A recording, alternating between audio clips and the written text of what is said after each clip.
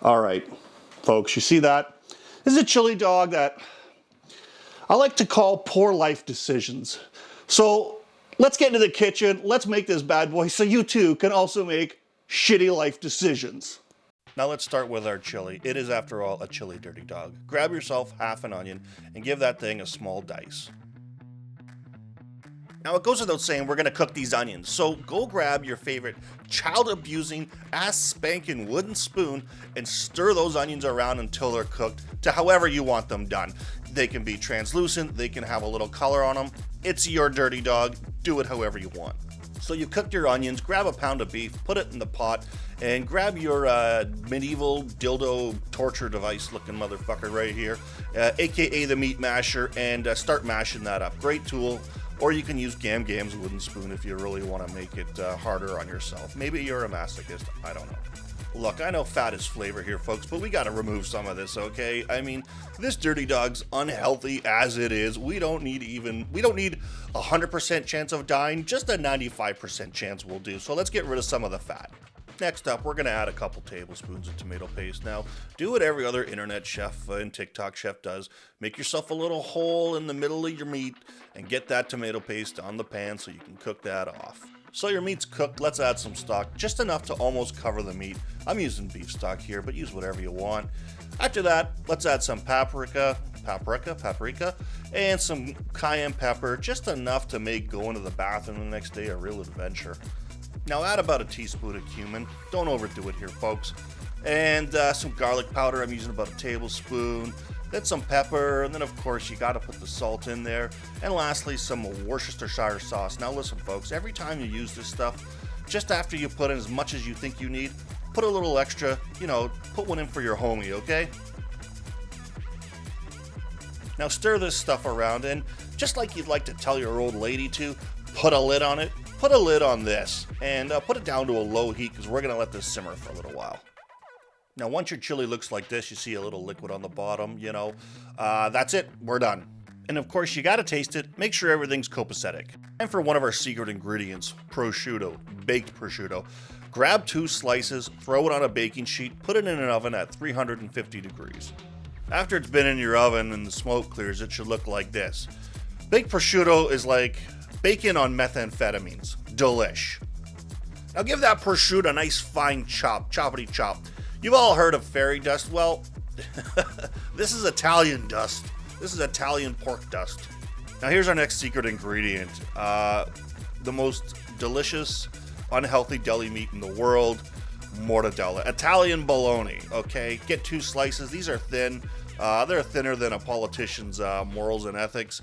But I'm putting some cuts in there so they don't curl up when I fry them.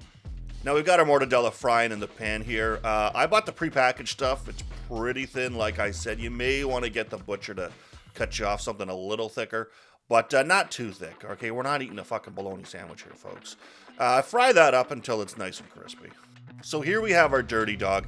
I've cut it in half. Guys, I know it's painful to look at. Trust me, it was painful to cut. Okay, because we all thinking the same thing here, right? But there's a method behind my madness here. This will allow more chili and more toppings inside the bun so it's not overflowing, because there's nothing worse than a chili dog and all that shit just falls off. I don't know why they don't do this. Anyways, we're going to just fry this up in the pan for a while until it's, as you can see, nice and brown on both sides. We're at the home stretch here, people. Let's assemble this. Here we've got our mortadella. Look at that. It's beautiful. The sauce is coming next. We got some sriracha. Listen, folks, no sugar paste here, i.e. ketchup. That shit is for the birds. Mustard, you gotta have mustard on the dirty dog. The only other acceptable sauce, oh, there's our split hot dog. That looks painful. Guys are cringing everywhere looking at that. Sugar paste, it really doesn't deserve to be on a hot dog, a dirty dog. Here we got our chili.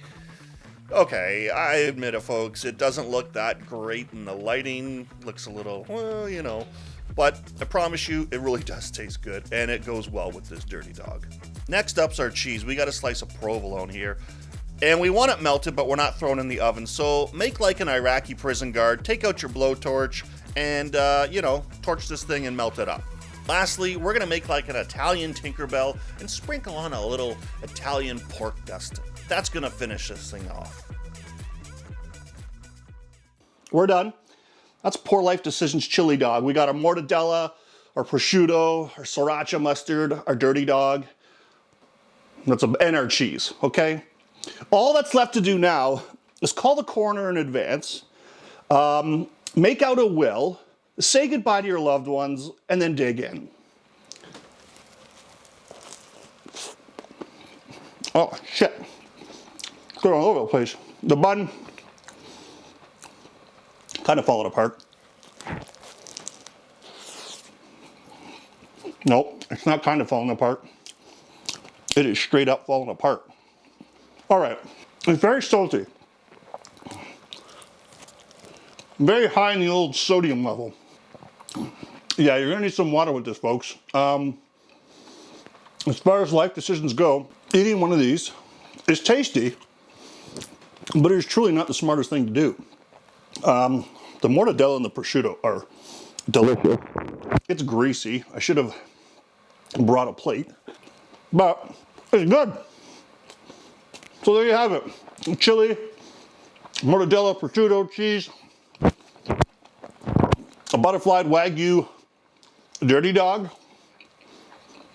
That's all I got for you folks. Excuse me while I schedule my triple bypass now. Peace out.